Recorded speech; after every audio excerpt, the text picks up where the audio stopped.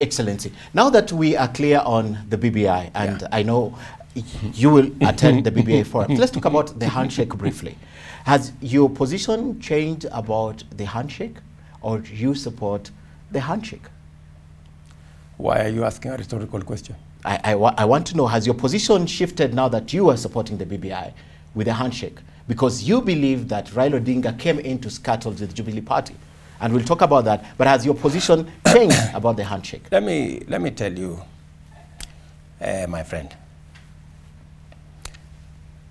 The handshake was a wonderful idea by His Excellency the President. And in fact, for your information, before the handshake came to be, it was a discussion that His Excellency the President had discussed with me, right? And we had agreed that it's necessary to bring the political temperatures down. The Honorable Raila Odinga has reached out. And I have said before, and I will repeat again, even before the Honorable Raila reached out to Uhuru Kenyatta, he reached out to me. Do you regret not taking that handshake olive branch from Raila, when Raila Odinga reached out to you? Do you regret not doing it? I don't regret. You don't? Because yes, I wanted, as Jubilee, you know, I am not the leader of Jubilee. I am not the president, right? I deferred to Uhuru Kenyatta when we folded URP and formed Jubilee as a party.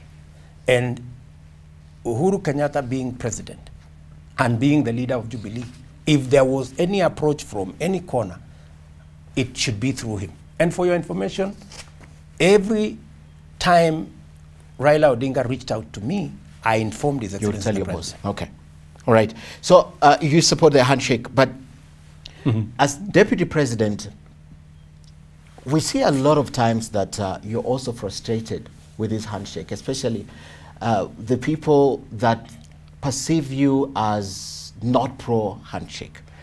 I've heard your allies speak about your frustrations. Today I want you to tell Kenyans if indeed you feel a little bit or at most some frustration with your own government.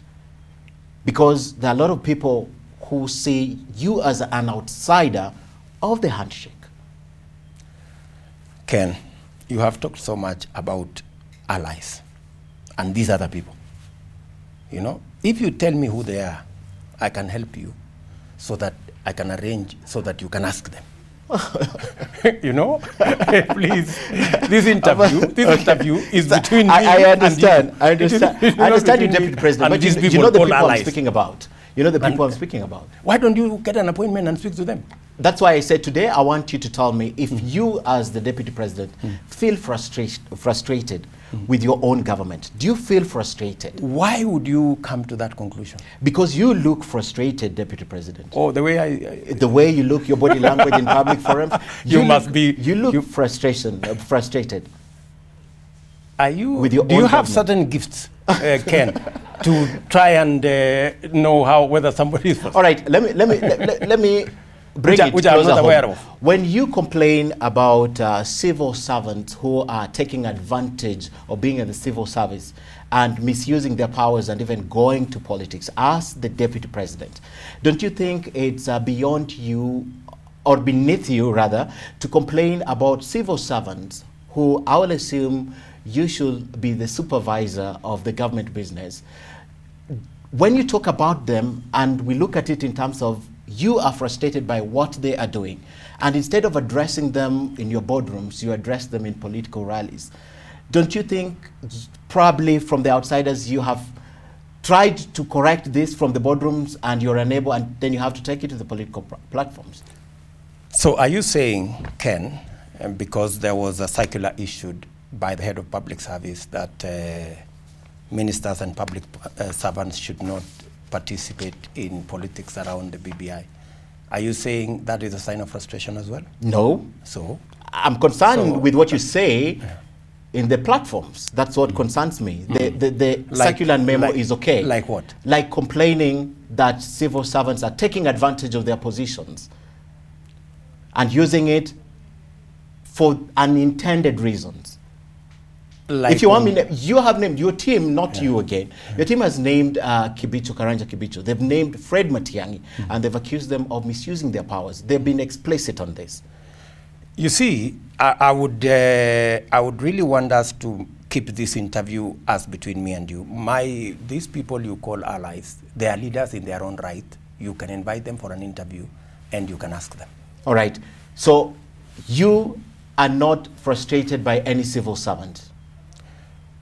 Even if you speak about it, it's because of an extension of the circular that was made, and you're just telling them... Absolutely, this is not... it is my position, and I have voiced it, that public servants should serve the people of Kenya. But why on the platform, Your Excellency? Why on political platform? What is wrong with that? Why don't you address it in the boardroom?